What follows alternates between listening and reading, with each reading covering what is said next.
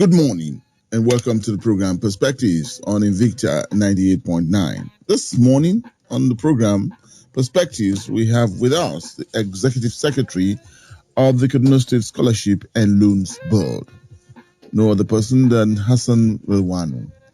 And this morning, I'm sure that just talking about Scholarship and Loans Board, my listener would just be interested in the recent happenings in the state. And that would be about, the increase in school fees. Some people put it as simply as it is, or increment in school fees in Kaduna State, especially with the tertiary institution. What is it that we have to know? And again, how does the Scholarship and Loans Board come in this very, very sensitive issue of the state? My guest this morning, Hassan Rilwanu, Executive Secretary, will put a lot of page on what the situation is in the state. Before I go further, he is an engineer by profession, an old one, I must say, and interestingly, too, he was in the 2014 National Conference of the former President, Goodluck Jonathan. That may interest me. That interests me a lot, and it may interest you too. And of course, he's had his hands in some pies in the private sector. Hassan Rilwanu, good morning, and glad to have you on our program. Thank you very much. Good morning. Yes, Executive Secretary of the Kaduna State Scholarship and Loans Board. I may just be asking for the benefit of our listeners too, that your job and what it entails and what we need to know about what the Scholarship and Loans Board is all about. Well, as the name implies, thank you very much for having me here. As the name implies, Kaduna State Scholarship and Loans Board, our job is to process eligible citizens of Kaduna State for scholarship and for loan. From the angle of scholarship is a grant that government gives to its citizens, Kaduna State government, either based on merit or based on need.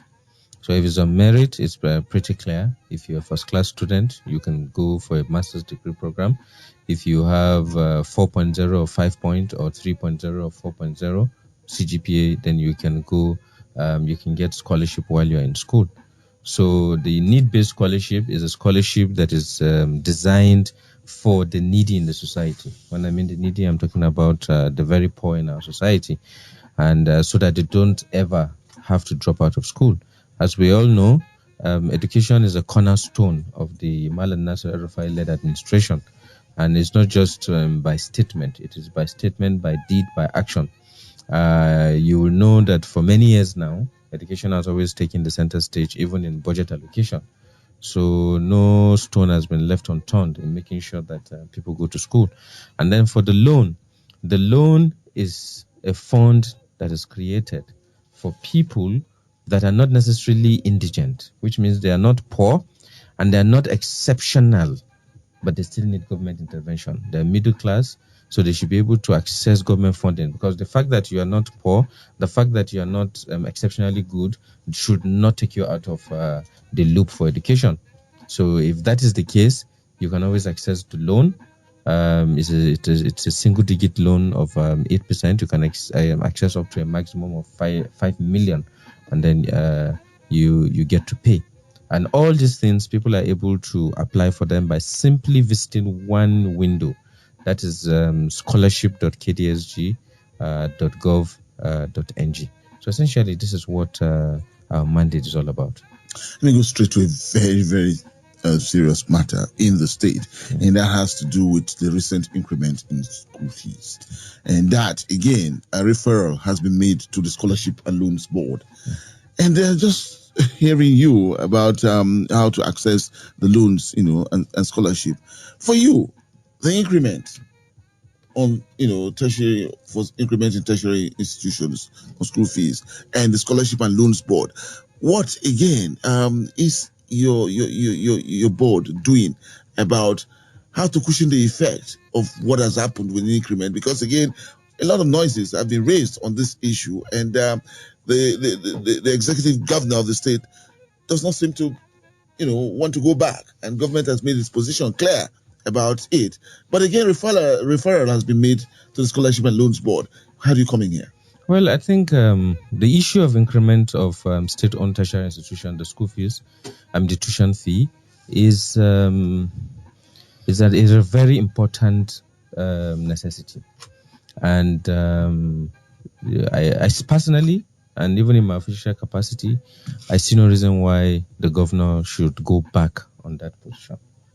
And the reason is very simple. It's not because I don't want the children of the poor, or the government does not want the children of the poor to go to school. You see, we need to stop allowing, ourselves to be clouded by, confusion. We need to put things in the right perspective. If in KASU you're studying medicine and you're paying 26,000 naira, we all know, and if people don't know, they should be told. There's no way you will be a medical doctor and you will go to school for 26,000 naira. Something is given. It's true that it's a state government owned, tertiary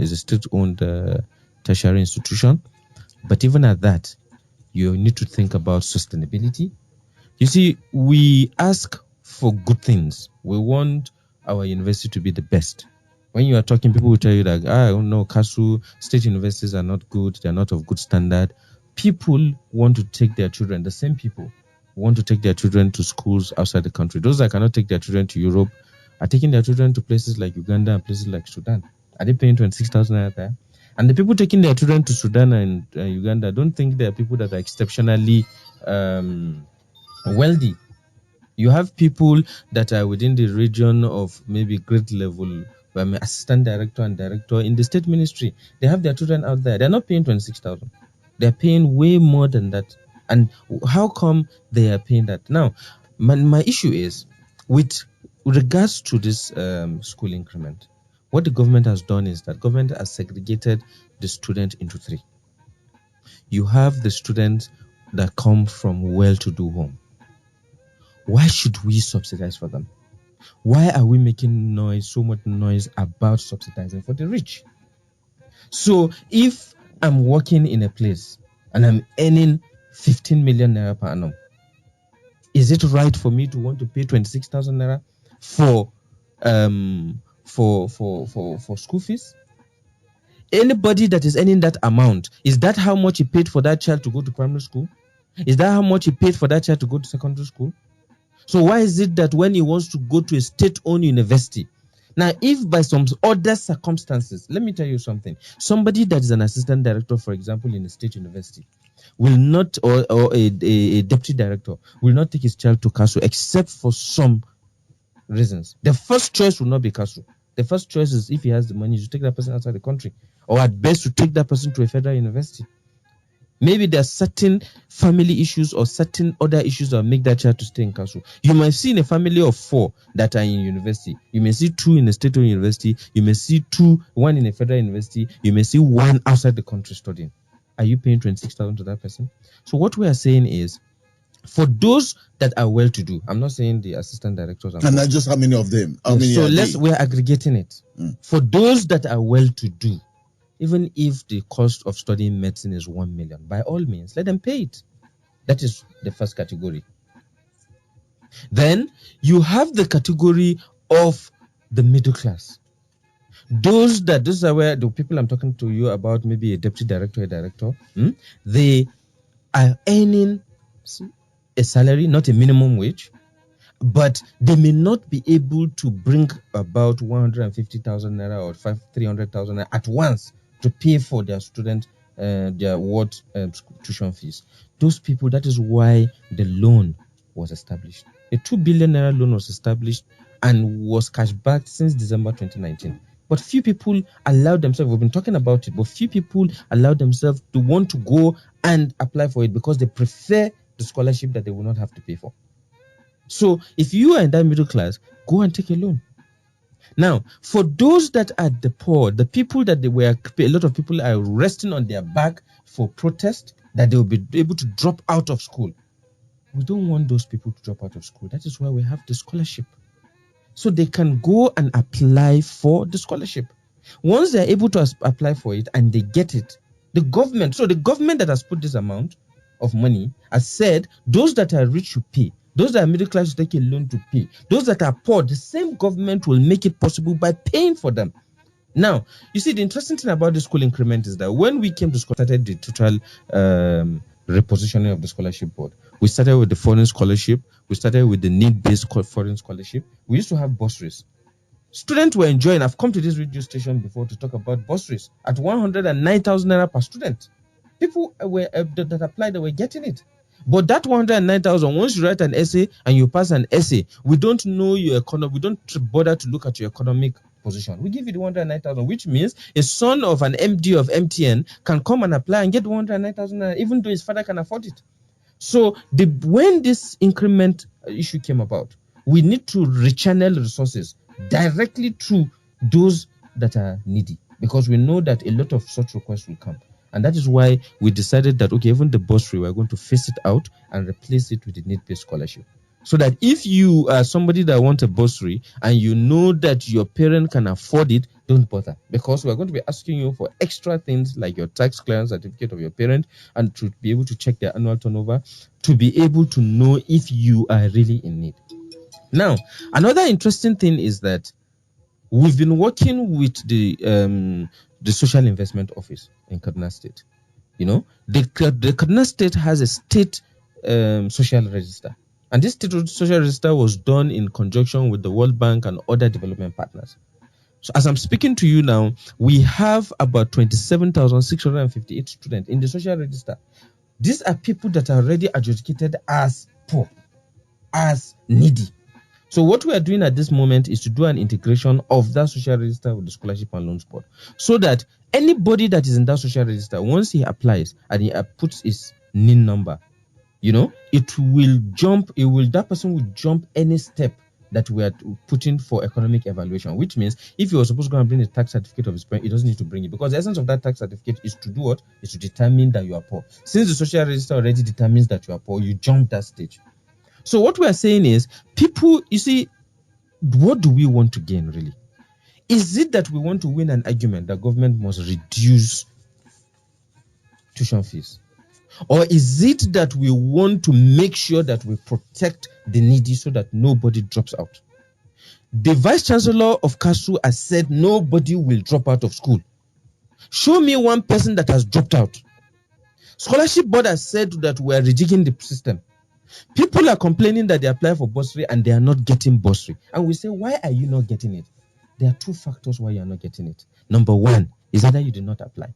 There are 20,000 students in KASU that are from Kaduna State, but less than 10% of them apply for scholarship for bursary. You cannot get what you did not apply for. Only 1,000 plus applied for it, and about 50% of them have been paid as I speak to you. So if you sit down, you are saying, oh, 50,000 is about 500.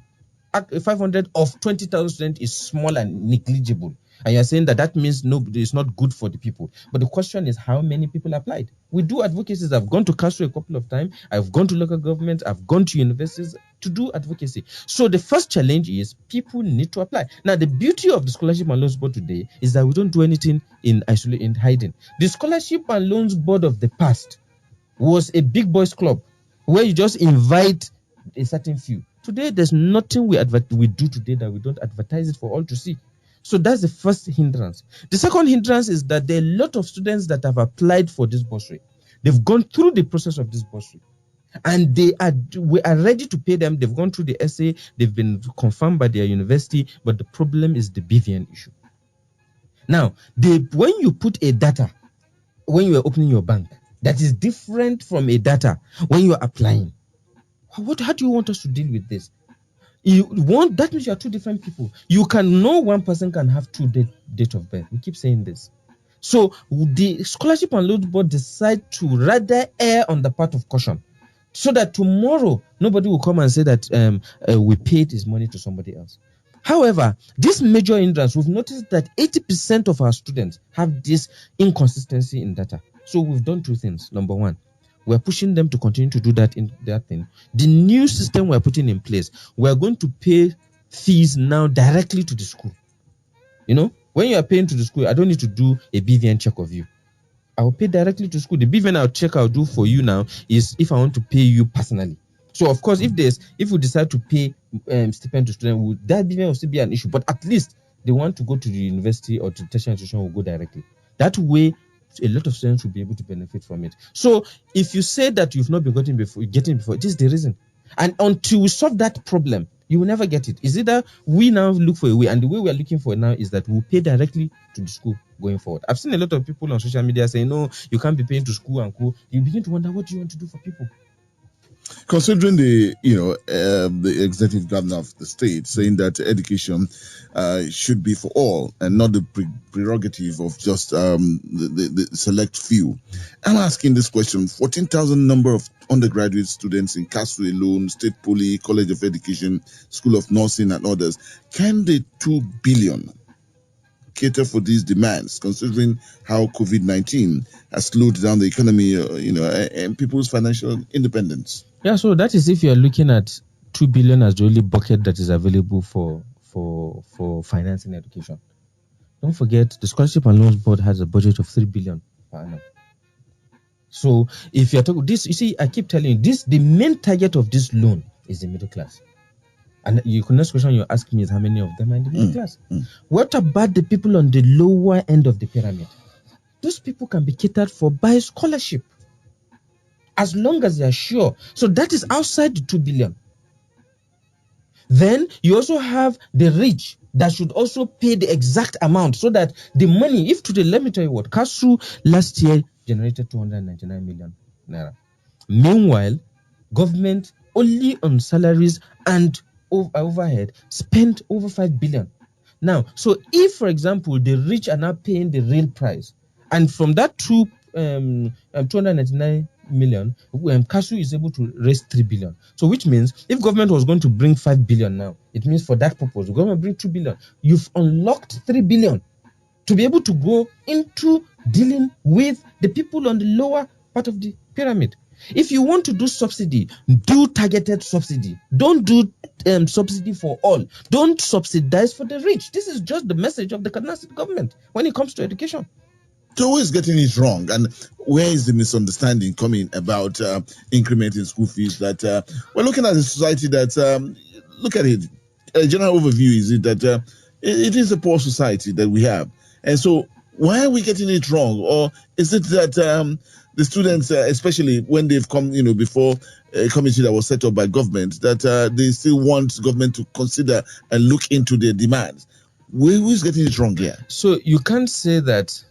It's wrong to say that the society is entirely a poor society. It's not true. The statistics and the figures are not there. Yes, poverty is high, it's true. And that is why you see in any free society, the rich subsidizes for the poor. We've seen, you heard the governor was saying the last time that there is somebody who wanted to apply for a need-based foreign scholarship. The annual turnover of that family, of that man, just not the family, of the father, is 32 million naira per annum. In my whole working life, I didn't know that somebody can earn 32 million naira per annum, frankly speaking, as an individual, working for an organization. Will you say that the person is poor? We have turnover of about 16 million naira for father, one family, another 10.7 million naira, the same family. That is 26 points. That's about 27 million naira in that family. Will you say that family is poor? So, which are we looking at here? They are looking for need-based scholarship. They applied for need, poor. So what we need to do is we need to aggregate funds together and allocate funds appropriately. This is what we are talking about. We need to have endowment. That man that has 32 million naira should not come and look for need-based scholarship. Rather, he should put money to an endowment. So the issue is we need to stop the noise making. We need to have constructive and useful conversation. And we're ready. We're ready to engage. I went to KASU immediately this issue started coming up. I wanted to immediately, I remember as early as over 2 months ago, I reached out to the KASU management. I said, look, let us begin to engage with the students so that we can begin to explain to them, so that people don't talk just off the cuff. Let's have the facts. But at the end of the day, at that point in time, probably the students were quite upset. They practically told me that at that point in time, they were not interested in having that conversation. But today, we have to go back to that conversation. The conversation, as far as I'm concerned, is not a reduction in tuition fees. The conversation is to make sure that everybody is carried along. And it is extremely possible. Do you know how it's possible? It is possible if government brings resources together, if the rich bring resources together. Government has already done its part. Government has made education free for basic education. Tertiary education is a joint effort of government, the parent, the business community. So we need to live up to our responsibility. If we want a university system that is research-based, a university system that is rejuvenated, a university system that will be tops on the ranking, in the global ranking, we need to start from somewhere. And again, at this time, may just want to ask that what are the conditions for the recovery of loans? Will it affect collection of graduates' results and all of that? Well, at the moment now, the way you apply for a loan is that you need to provide a sponsor. So what we mean by a sponsor is somebody who we are going to be taking the money from. So a student is not working. The first rule to loan collection is ability to pay. A student cannot pay for loan. So he need to bring somebody. That can be a father, it can be a mother, it can be a guardian, it can be a sister, it can be a friend. That person is the person that will take that loan. Now, let's look at somebody that they said new students are paying 150,000. Returning students are paying 100,000. If you are doing a 4-year course, that is how much? 450,000. With 450,000, if you are going to pay over a period of 5 years, that comes to 9,000 naira per month for tertiary education. So, in fact, recently, the governor has even mandated that we should engage the banks to see how people can begin to pay, that sponsor can begin to pay when the student graduates from school. What we have currently is that once we give you a loan, the sponsor begins to pay over a period of 5 years. But he's even now pushing that we should, and we've been engaging the banks to see what is realistically possible. So the thing about it is that once you have that person, we see the bank looks at the ability of that person to be able to take that loan. So, and then we proceed with it. And like I said, the loan is targeted at the middle class. That's somebody that is working. So if you are working, you should be able to pick a loan. If you're working, even if you're earning 50,000 naira per month, you'll be able to pick a loan of 150,000 naira very easily. And we get this loan, we approve loan you can get your loan in 7 days. The problem is that people yes, you give me a situation or position of if you are working, and then you're talking about if you are working, and people will talk about being a civil servant and all of that. But again, with what is happening in the society today, just how many of us are working? So I don't. When you say what I mean again by are working is that that we can know just how much you earn. And then you look at the other people that would do different jobs and menial jobs and all of that. Are you considering this? So I just told you that those people, we are targeting them for the need-based scholarship. Have they applied and they didn't get it? Need-based scholarship. So if you are needy, you have no business going to look for a loan. Apply for a need-based scholarship. If you are an exceptional student, you have no business going to apply for loan. Apply for a need-based scholarship. A merit-based scholarship. If you fail both, then go and take a loan and pay later. So we've aggregated this thing. Let everybody fall in its place. People will say, again, people put this argument on that it's all about taxes. It's all about, finding a way that people must pay for, whatever government gives and all of that. Now, when you talk about taxes, again, the government has made this position very clear that taxes all over, that at national level and at state level, we are probably a nation that pays the least of taxes, all over the world. Is it about time that we're saying that, look, for whatever you do, for whatever you are, what your position and standing, you must find a way to pay taxes? Yeah, sure. So, how does government make money to be able to run a government? It's the people. You talk about democracy, right? They say it's for the people by the people, right? So, it's the people. The people run the government. If you don't pay your taxes, you've lost the moral ground to even ask government what government is doing. And paying taxes does not mean, so if your tax is 10 naira, if your tax is 100 naira, pay 100 naira.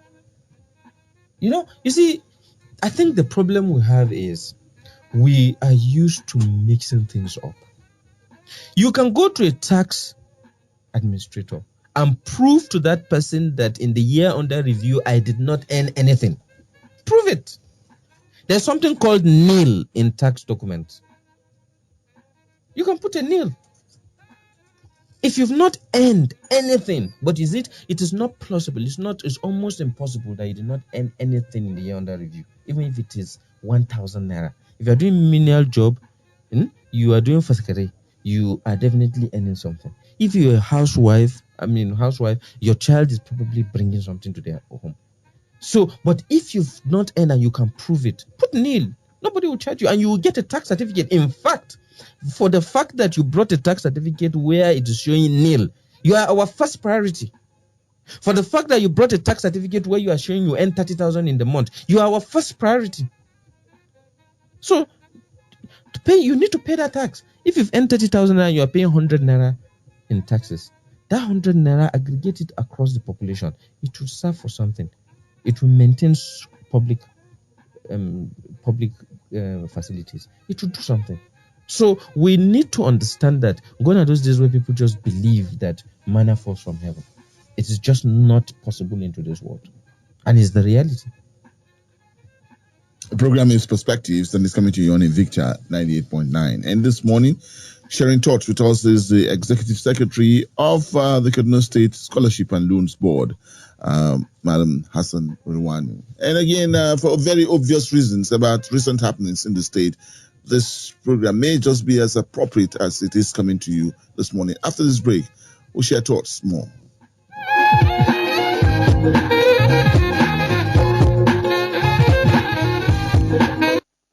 We'll be right back after this commercial break. Are you serious? Victor FM.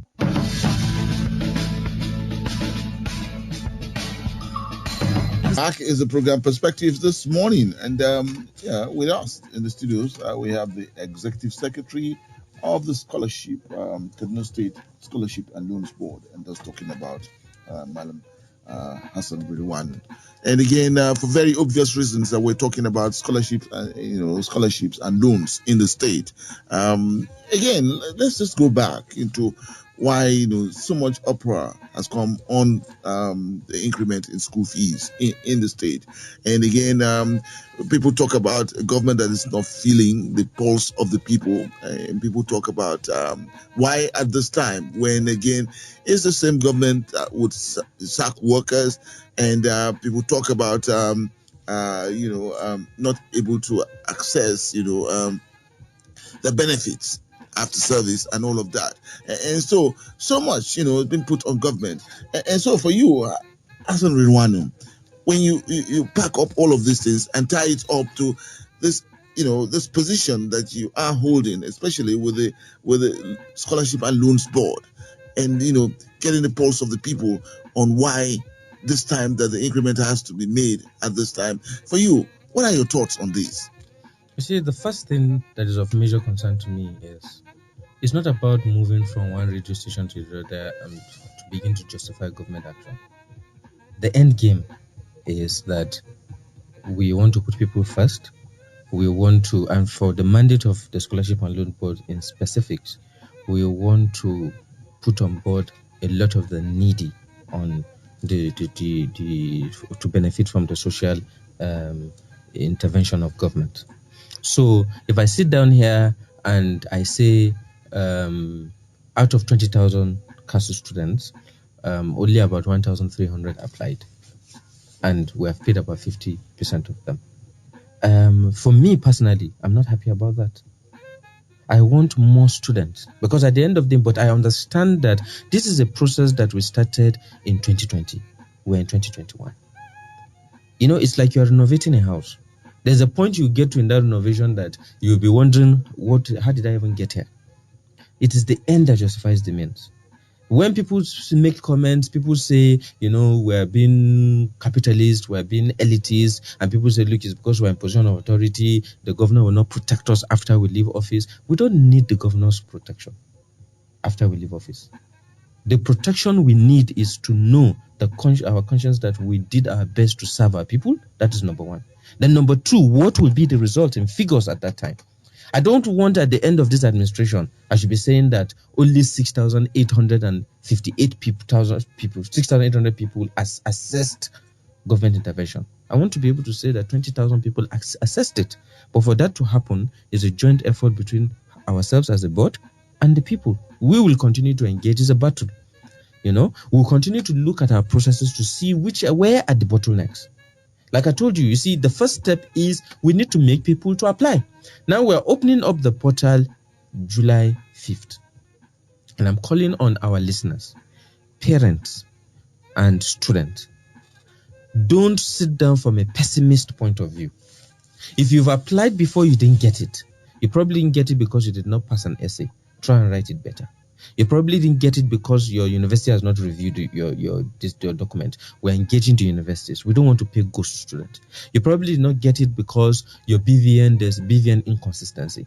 Now, yes, you need to fix that BVN inconsistency, but this time around, we'll at least pay your school fees because we'll pay directly to the school. So that will remove that challenge. As I speak to you, I have about 1,400 people that are on BVN. I will be more than happy to see that I added that 1,000 so far from up till February 2021 will stop. 2021 will stop payment. We have paid 6,858 students. If I had those 1,004 that are in BVN unconfirmed, we've cleared them. We're ready to pay.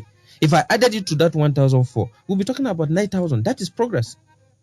We have some few of them. I know the interesting thing about Scholarship and Loans Board, we've made this thing to be fully automated. Everybody has a dashboard. So you know where your application is. You don't need to come to Scholarship Board. Some people will see paid. The reason why they are saying paid for most of them is that we've tried to pay to it. Because once we've finished the process and we've downloaded it, the system will recognize you have paid. We send it to the bank. For some of them, they will put 9 digits instead of maybe 10 digits of the bank details. It will return back. For some of them, they will put a wrong bank address. These are all issues. Now, the guy will be seen on his dashboard paid. He will be accusing you that, you said you've paid me, but you've not paid me. You've eaten my money. But these are issues. They're real. So the first easiest way for you to access scholarship or loan in Kaduna State is make sure that your data, your information is right from the beginning. When you talk about loan, let me tell you the big problem. When you want to apply for loan, you go to scholarship.kdsg.gov.ng. As at yesterday, I approved loan for people. As at last week, we approved loan for people. Now, if you go there, they say that upload your document. Don't upload more than 1 megabyte. People don't read. Somebody is trying to upload 10 gigabytes. If you sit down there till thy kingdom come, you will not move. The next thing you will say is that this thing is difficult. I'm having problem. You read the instruction. The instruction says don't load more than 1 megabyte. And the reason is for a reason. You see, the biggest strength we have in the Scholarship and Loans Board is the ability, is traceability. When people accuse us, he gave it to somebody he liked, he gave it to his friend, he gave it to his sister, I passed, they removed me, we tell you come forward. Because every step, once you come in contact with our platform, we have your data. We can tell you where you dropped. You can come and challenge us. Somebody that you think is not deserving, we can tell you how the person entered, we can tell you how the person, so which means we have to store data.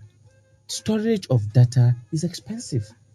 If we allow people to just store whatever they feel like, we will not be able to handle it. So we said 1 megabyte. Read instruction. People should read as they go through. They say you should. So if you load that, you put in the necessary document, you upload the necessary document, it comes to us. Once it comes to us, we look at it, we okay it, it goes to the bank. All these things is done online. It goes straight. There's somebody in the headquarters of that bank that assesses. Once they've assessed it, you get an approval in your email that tells you this is the amount of money you've been given. But go and submit this document in the bank. Once you go to the bank and you submit this document, we have 2 billion. We want to spend this money. And me personally, I'm being assessed based on how much of this money is utilized. So it is in my own interest, it's my own KPI, it's in my own performance interest to see that more people access scholarship, that more people access loan. It is in my own interest. That is how I'm going to be judged by the Malam Nasir Rufai's government. And everybody that knows Malam Nasir knows that it is about performance. I need to ask you this question, and this is about student-government relationship. And for the students that came forward and said, look, it came as a shock, some people would say. And then students pleaded that give it a little bit of time. And when you consider all of that, they're giving it a little bit of time, and that it came as a shock, and then let's go back home and prepare for what is coming. Nobody's saying that increment is not in the right perspectives. But again, that came as a shock. What are your thoughts on this? Yeah, so the problem is the mistake we made is from many years ago. From 2004 to date, CASU's fees has been 26,000. Show me one thing that has not increased from 2004. Previous government has been pursuing just strictly populist policies, which is good in its own sense, but it has to be balanced with sustainability. Now, if you are saying you should give it time, why you are giving it time? The reagent in the lab, are we going to wait? The infrastructure that we have to put in place, are they going to wait?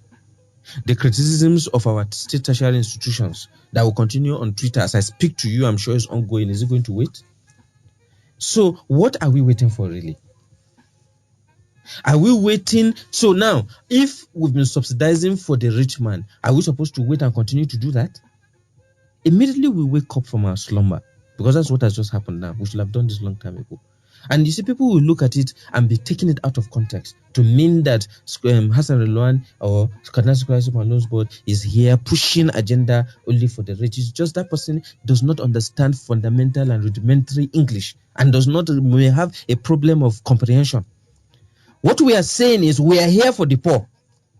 Come forward and let us give it to you. Let's pay your school fees to the letter.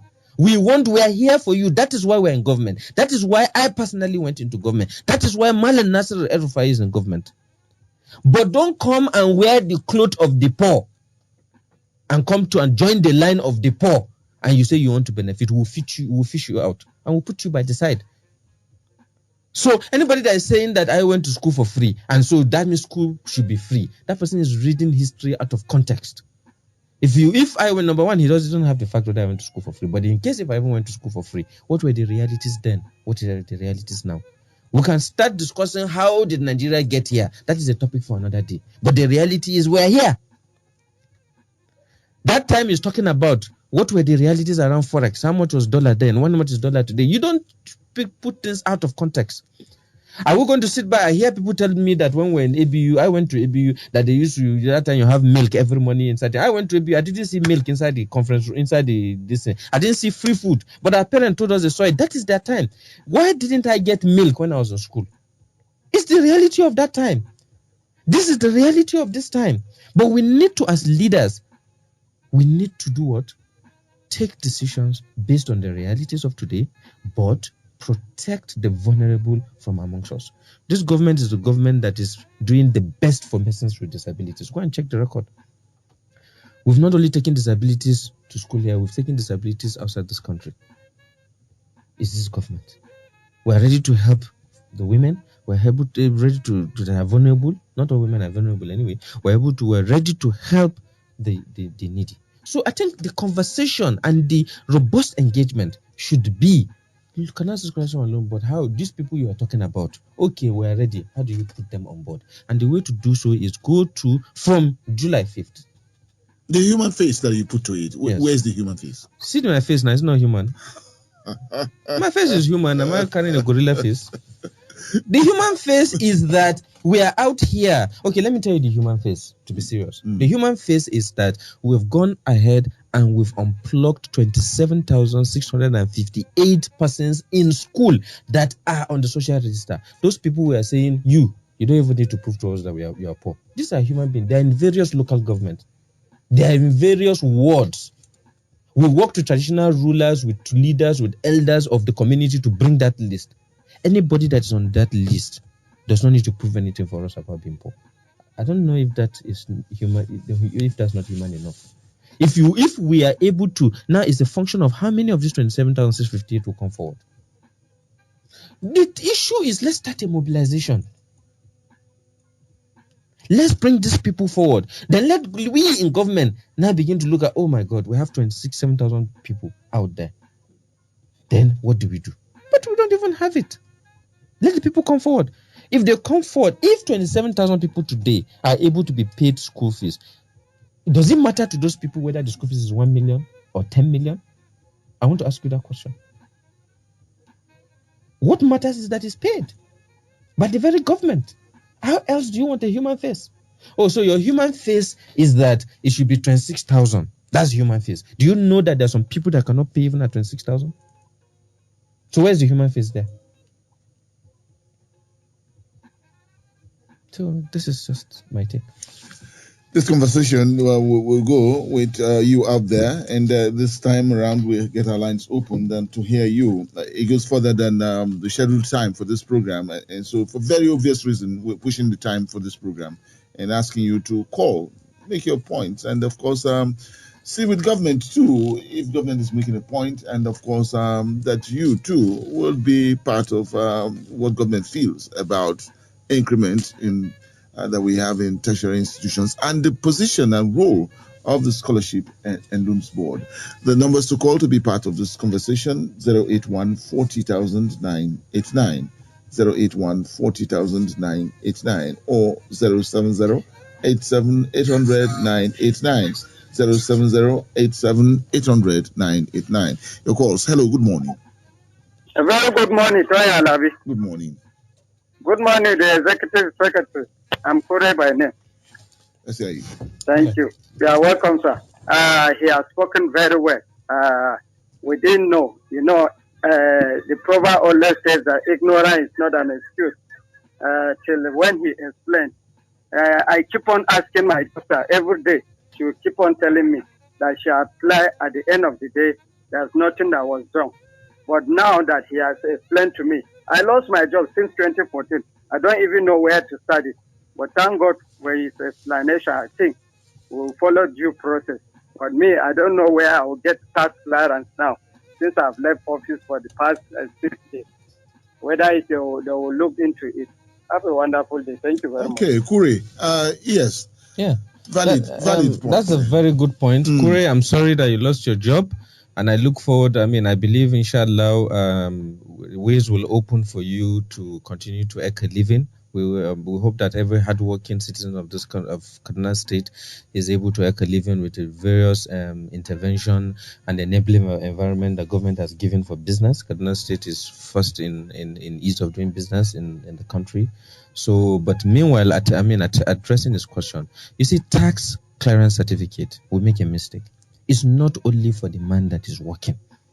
Once you're an adult, you can go for a tax clearance certificate even if you are not working. And Kure need to understand that the reason why we introduce this thing is to protect people like him. So that people like him, when they go and they prove that they have not, if they are sincere, and they prove they've not been working, you see that tax clearance certificate where to show that they are nil or to show that they've not been working is all he needs to be able to access this government intervention. So it is for people like him. But you see, the more of the rich, the more of the 32 million, the more of the 10 million, the more of the 26 million that we are seeing, that we are able to take out of the bucket, the more of the Kure that will enter into the bucket. You see, it is a game of numbers, and it's a matter of time. So I need Kure and every other person that he knows that they are in a situation where they cannot afford to pay.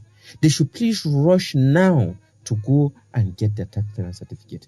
Whether you're a housewife, whether you're a retired civil servant, whether you're a peasant farmer, whether you've never worked in a government or whatever, you have the right to a tax clearance certificate. Now, there's a difference between a tax clearance certificate and a tax registration certificate.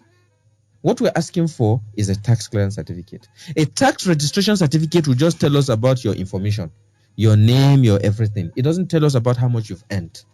A tax clearance certificate tells us in the last 3 years how much you've earned. So when you've even gone to register, insist on a tax clearance certificate. We're working with the leadership of the tax body cadre to see how this can happen seamlessly. But another challenge, people should not wait until they want to benefit from social intervention of government to go and collect tax clearance certificate.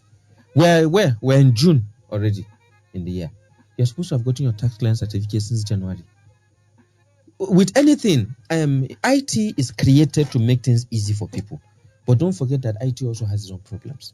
So you may go at a time when there's a challenge. Your tax clearance certificate is not coming on board. And then you'll now be saying that, oh my God, and tax clearance certificate and the deadline is closed. In fact, now another interesting thing. You see, for us as Scholarship Board, we are reviewing our processes every day. One of the things we've done now is that we are removing deadlines now. We are going to be doing this thing on a monthly basis. So if it is in January you brought your tax certificate, we are able to push you forward. We'll do batch by batch. Before, it would be a case of, oh, we've given you up to the next 1 month. If you don't provide it, that means you've lost out. No. If it is at the end of the year that you provided it and we pay to the school and the school says that you have already paid, we will take our money back. So the earlier you get these things, the better for you. I think that is my response to my More calls, we can accommodate. Hello, good morning. Hello, good morning, Mr. Toya Labi. Good morning. Morning to your guest. My name is Mr. Bala. Mr. Bala. My contribution is that he has explained very well. Citizens of Kaduna State and Nigeria. Okay, can you hear me? Yeah, Mr. Citizens of Nigeria and Kaduna State, we need to redefine our system. We need to redefine our blood. We need to face reality. And we continue to pretend we create more problems for us.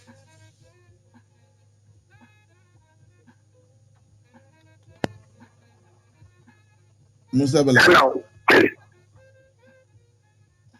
Musa Bala, I need for you to, try call back and so we can get you on your points. Hello, good morning.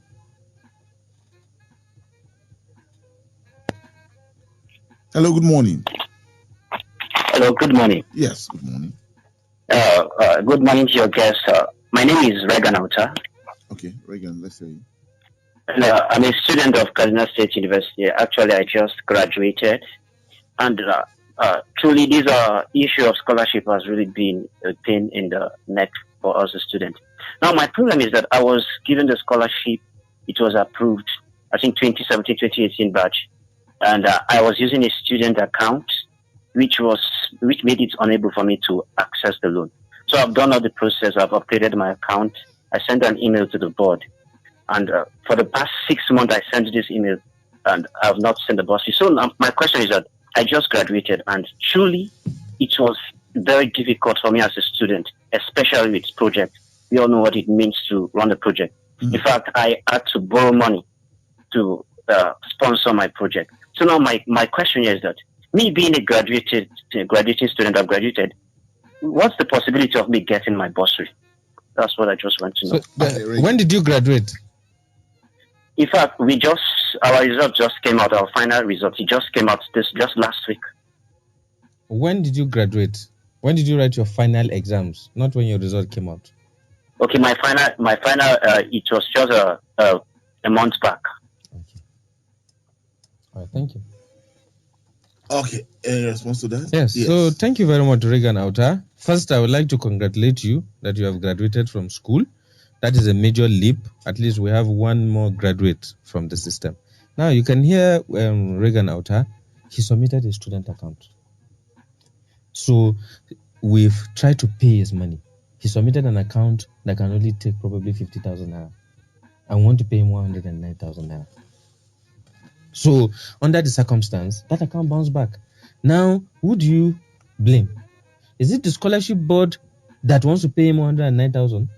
Or is it the student that decided that he wants to use an account that is less than 50,000 naira to collect 109,000? These are the fundamental issues. Now, if this student checks his dashboard now, for example, he will see paid. We want to pay, but he has made it impossible for us to pay. Now, if he says he has done this 6 months ago, we've stopped paying in the last 3 months because of so there are some fundamental issues around BVN checks and co. But the bottom line now is that he has graduated. Our scholarship and loans board is meant for students. It's not meant for graduates. But I don't think he should. I understand he went through pain. I understand that. But I think at the end of the day, he should seek solace in the fact that, alhamdulillah, he has finished. That is one off our table. Let's concentrate on those that are inside. That is my response to that. Off the bill now.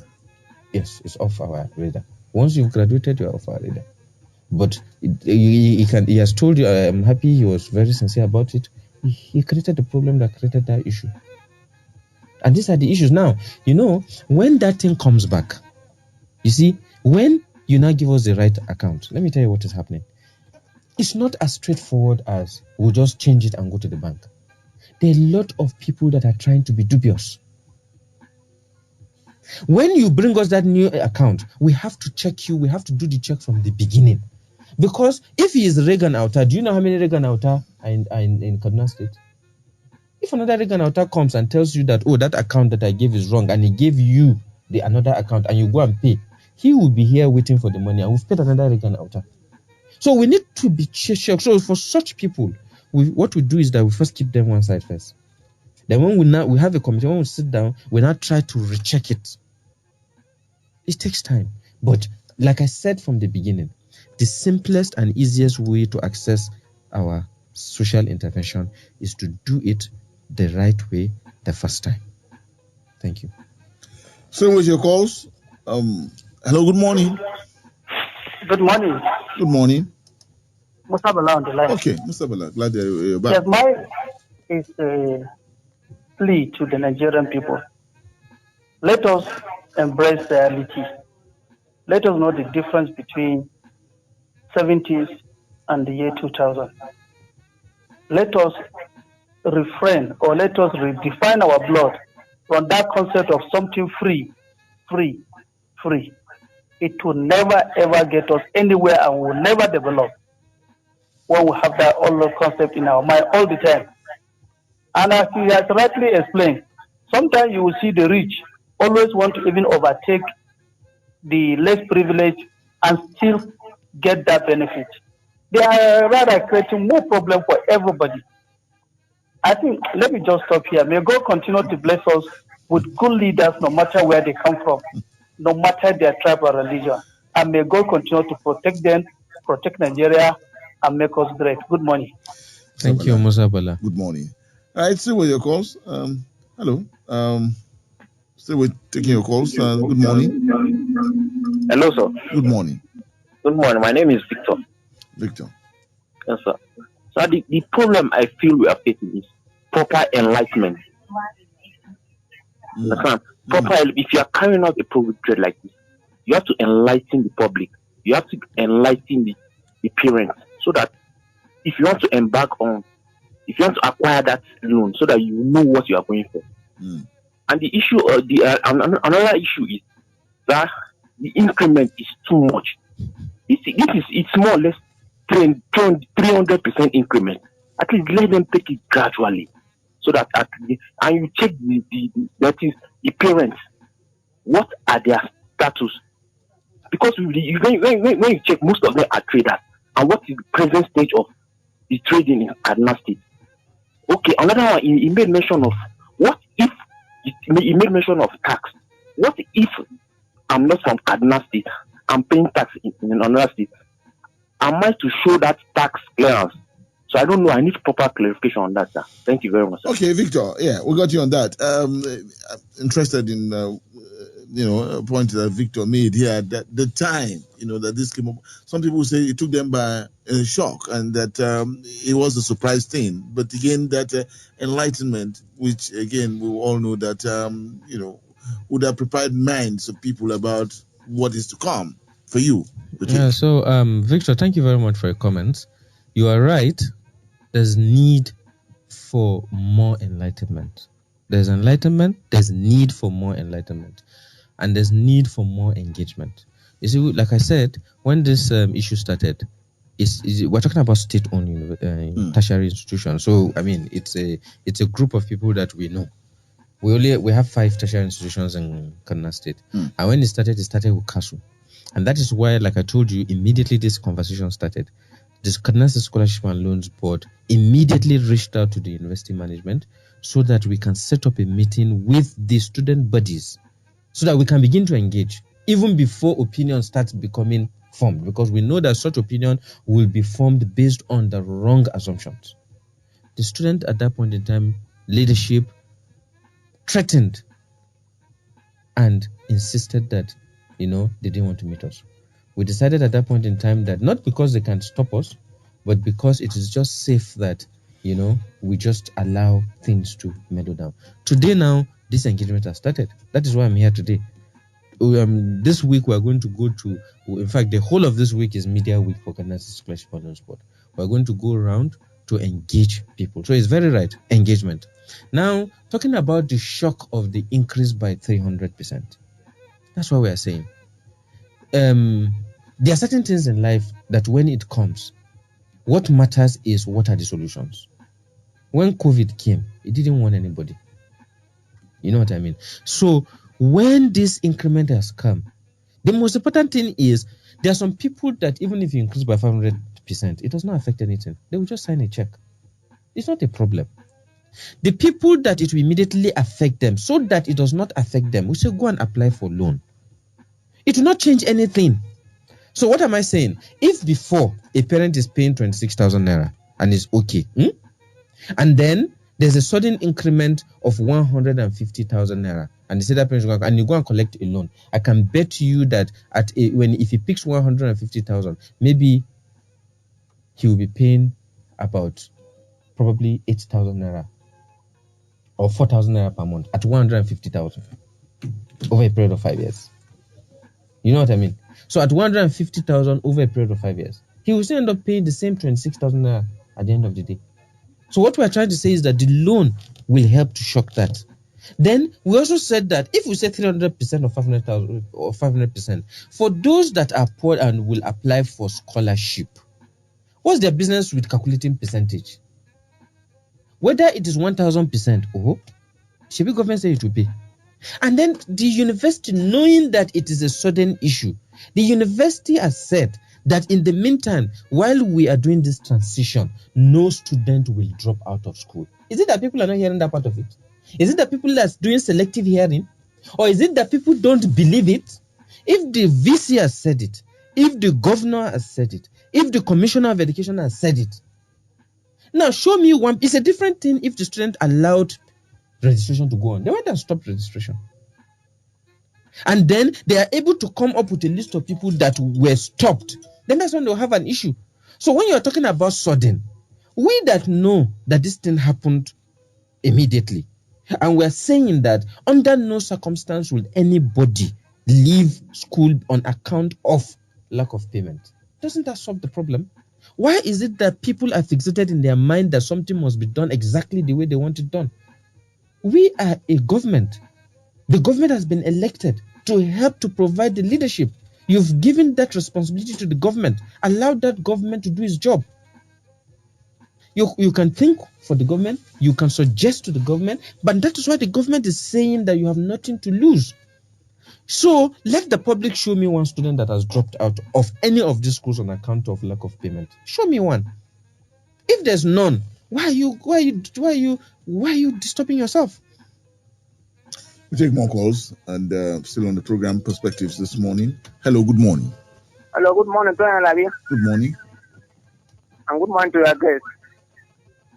I ever wanted to say, someone has already said, but I think what this government needs is to dialogue with people whenever they want to take decisions. That's why many of us are feeling uncomfortable, because you just see, just as what he is saying, that school fees were just increased. Suddenly we had that from 26,000 to certain amount of money. Let the government try its best, and if there's any protest like the students do protest last time, and the deputy governor receive them, let her also sit down with them, discuss with them. There's no use for us in this issue. And what I'm even saying is that the government has the right to increase, and the government has the right to listen to the citizens. The essence of state university is just like primary schools now. So some of us who have no money will carry our children to this primary school. They are being given uniform, they are being feeding. So what we say is that our state university, at least there must be an incentive that no matter what happens, they should try to give some incentive to the students. Okay. So may the God bless Kaduna State and bless everybody, bless Invita, because in fact, Invita has done justice to this issue by allowing us to listen to your guests here. Thank you. All right. Comrade Gabriel, thank you on that. All right. So can you take one or two calls before we move to a close? Hello, good morning. Hello, good morning, sir. Yes, good morning. Your name, where you Good calling morning, sir. Good morning. How are you?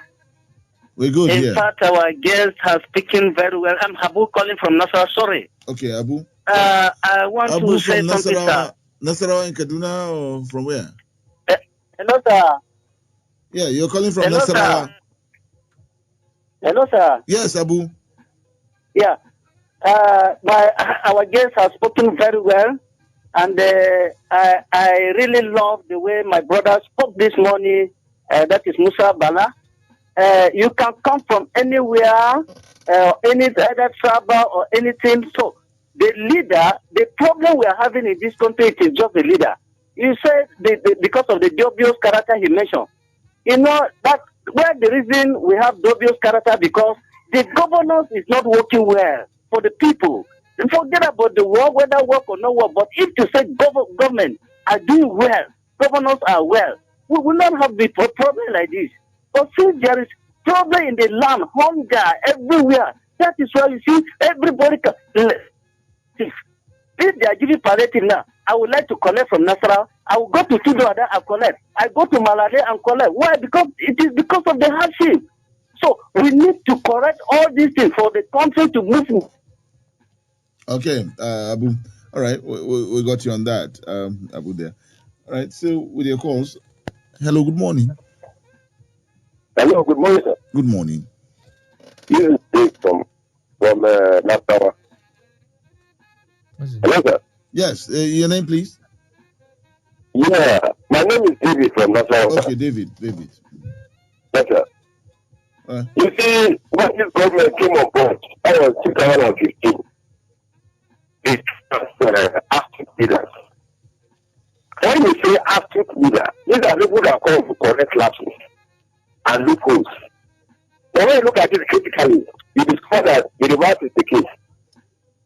These active, they have gotten it wrong. When you say you are an active leader, you don't aggravate poverty in the country. You rather try to alleviate it. But the reverse is the case. Okay, now you are increasing school fees. The economy is not buoyant. How do you expect a common man to school? And you expect a common man to school. Nobody is working. Okay, David, we're having problems with your lines, but let me just tie Abu and David together. You know, from a point of saying that hardship and reality of the time. We've talked about realities of time, and the hammering on hardship and things are so bad. And at this time, again, this is what we're getting. Yeah, well, so I will start with Gabriel, and I appreciate it. Gabriel talked about what the Kaduna State government is doing. It's nice that the citizens know what this government is doing. He spoke about free education. He spoke about even they were giving free uniform at basic education. He even talked about the free feeding. That is one of your, listeners that called in to say that. But Gabriel went further to also ask what are the incentives that will be given for tertiary education. So you see, again, we need to understand that as a people, there's a time when you are giving, there's a time when you need to stand for yourself, and then there's a time when you would also give. Anybody that's in tertiary institution now is from the age of, let's say, 16, 17, 18.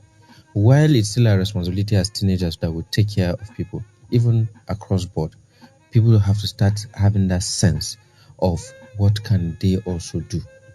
The entitlement mentality needs to start doing what? It needs to start going down. You've been giving uniform, you've been giving free education, you've been giving free feeding. Now, at tertiary education, look at, you see, we do selective comparison. We'll sit down and say Harvard University. We'll sit down and say University. All this university you're talking about, it's not government that is funding them. It is endowment from the rich. Where are the rich men in Kaduna State to create endowment for Kaduna State University? Okay, and thank God with this increment, we've started seeing 1 or 2 persons coming on board to say they want to donate this. But let it be in a coordinated manner, and let it be devoid of politics. Let it also be sustainable. So I shouldn't come from the opposition party and now say, I'm giving 30 million just because I want to score cheap political points. You see, there are times when we talk about politics, there are times when we talk about governance. We don't mix the two together. If you're in the opposition, except if and you want to bring that 30 million, let's put it in a bucket. Okay, if you say you don't want to put it in the school, let there be an endowment in the school to also take care. Or if you think scholarship board is doing a good job, bring it. And then we can tell you how we'll manage it. You can look at it. You can look at it at any point in time. We're not managing it. You make the noise. So let us create the endowment. Where are the rich people? That is the issue. Now, when you talk about somebody, David said correcting lapses. You see, correcting lapses is exactly what we're trying to do. Once we are doing what we're doing is that we're redirecting resources. To spend them. What we are doing is that we are doing targeted subsidy. We are not doing general subsidy. You understand what I'm saying? If you look at, let me go to things like market. The Kaduna market under my brother Hafiz Bayero doing a wonderful job about Kaduna market. What was happening, for example, in Central Market? You have a situation where somebody, because he's a top PDP gun, he will be able to be allocated 10 shops. Maybe that 10 shop is meant to pay 50,000 naira per annum. That is 500,000 naira, right? Now, he will give that shop to somebody that is a marketer, that is a struggling citizen, that is a trader. That trader, he will charge that person 500,000 naira per year. God help that person, let him don't pay. 1 day after, he will eject him. That 10 shop is how much? 500,000 times 10 shop is how much? That is 50 million. Now, that 50,000 naira that he is meant to pay, he will not pay that 50,000 naira to government. Some people are owing 10 years. Now, this government came and said, okay, let's remove that middleman. Let's give the shop directly. So government went and said, you people that are staying in the shop, the occupant, not the owner, the occupant, write down your name. Government now built that market, handed over the market to them, linked them to a mortgage. That money you are paying 500,000 per annum, go and be using it to pay your mortgage and own the house. That is what we are doing by correcting lapses. So you think that man that had that 10 shop before, that sat there in the house, is not even ready to pay the 50,000 naira every month? You think that man will be happy? That man will go and be telling you that you are causing poverty in the land. So the citizenry knows how this government is intervening. We have students. We have 123 students outside the country now. Go and check the profile of those students. We have those that come from rich family on account. They went on account of being married. But you have a lot of them that are children of nobody. Nobody. They are sitting there. They're in the various world. They are not ghosts. We said we've paid 6,858 people's bursary. 109,000. We paid it to human beings. They are in the various worlds. They are not ghosts. So you see, what I think we need to, the call I need to make now is also a call to even the beneficiaries of government intervention. They need to come out and stop having silence. That silence is unfair. They need to come out and say, I benefited. When the critical number come out and say, I benefited, it will drown the voice of people that are trying to be opposition, that are trying to just never see good in anything that this government is doing. I'll take this one last call and then bring this program to a close. Hello, good morning. Hello, good morning, sir. Good morning. God bless you, sir. Pastor Sonny from Goningora. Right? Let's hear you. Sonny from Goningora. Yes, let's hear you. Yes, yesterday, just point of correction, I met some pupil, LEA pupil. Coming back from early morning, I asked what happened. They say they drove them for school fees. LEA. That's aside. Then we are comparing time. What can you say about our governor, honorable governor here, and his counterpart in Oyo State, that is reducing the money for students while we are here increasing our? What can you say about that, sir? Before you go, please, how much is the tuition fee in that Oyo?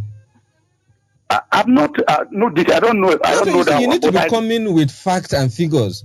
How much is the tuition? So if in Oyo State, let me tell you something. If you talk, I'm sure you're talking about maybe a university like Ladoke Akitola. I don't have the fact, but I'm 100% sure that no student will pay less than 200,000 in 200 to 250,000 in that school. Go and check your facts. So if you did a 25% reduction, how much does that come to? Does it come to 26,000 naira?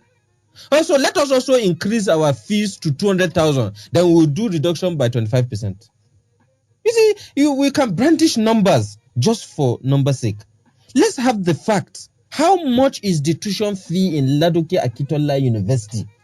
When you have that information, remove 20% from it, and let's know whether it is not higher than the money that CASU is paying. So when we see people saying that El-Rufai increased school fees by 300%, and then Oyo State governor reduced school fees by 25%, put numbers to it, please, and then let us engage. Now, what he said about he saw students on the street, their early students, they drove them from school fees. For school fees, that is totally not true. Now, he's an active citizen. You see, as an active citizen, Sonny, your own is not to stop at what is the problem. You should move it forward to what is the solution. It would have been interesting if you are taking those children and you had gone to Ministry of Education and go and meet the Commissioner of Education. Then that is when you finish the process. You don't start a process. You don't go to a hospital and then they say this is the diagnosis. What is the solution? You say you asked question and they said they were driven for school fees. There's no student that will be driven for school fees in Kaduna State. Knowing that it's a free. When it's free. Now, if you are sure, let's assume that principal is a dubious human being, then your action will help us to fish him out. Take that child, take him to the ministry, so that the commissioner or the directors can interrogate and investigate. And if you have that information today, if you have it, please write to the Commissioner of Education. State the school where those students are. State the name of those students. It's not too late. You can go today to go and meet the commissioner. I know my commissioner. He's not somebody that will joke with a matter like this. 100%. I can tell you, Sonny, for fact that education, basic education, is free in Kaduna State, and it remains so. Let me get your last line on this. My last line is: let us stop the pessimistic approach. Let us stop hearing, people. Let us engage.